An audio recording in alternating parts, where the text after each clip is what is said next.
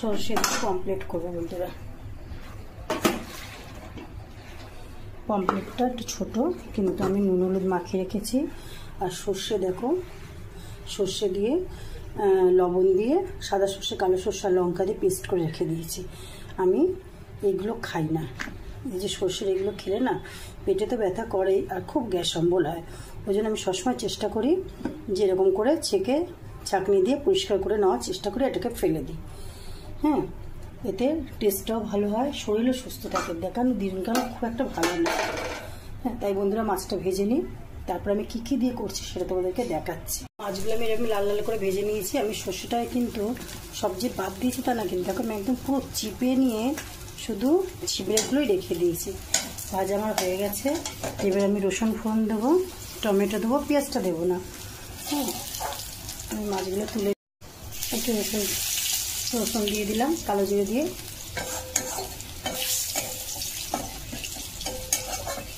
এটা লাল লাল হলে আমি একটু টমেটো দেবো।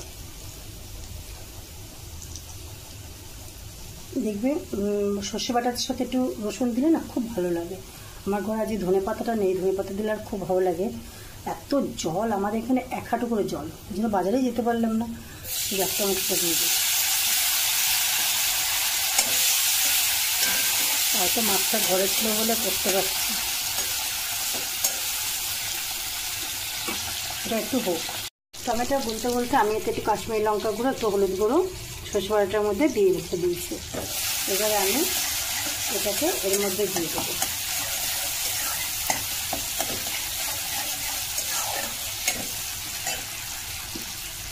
একটা খুব সুন্দর ঘ্রাণ বেরিয়েছে, আমার এটা এর মধ্যে এবারে দিয়ে দেবো।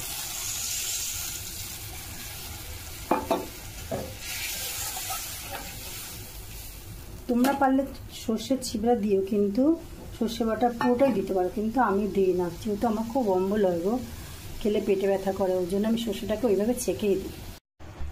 মাছগুলো দিয়ে দেবো বন্ধুরা। সর্ষে বাটা কিন্তু বেশি ফোটাতে নেই, সর্ষে বাটা বেশি ফোটালে তিতফুট ভাবে এসে যায়। আর যদি এরকম করে ছেঁকে নিলে কিন্তু একটু দিতে হবে না।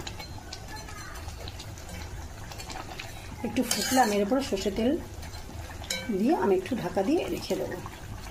দেখো কত সহজ আমার পমফ্রেট মাছে ঝাল হয়ে গেল। পমফ্রেট মাছে বিভিন্ন রকম ঝাল খাওয়া যায়, বেশ একটু ধনে পাতা থাকতো না, খুব সুন্দর লাগতো গো। আর যেটা নেই সেটা নিয়ে ভেবে চিন্তা করে লাভ নেই। দেখো বন্ধুরা, আমার মা আজ 25 দিন ধরে মারা গেছে। আমি বালতি খুঁজে খুঁজে লোক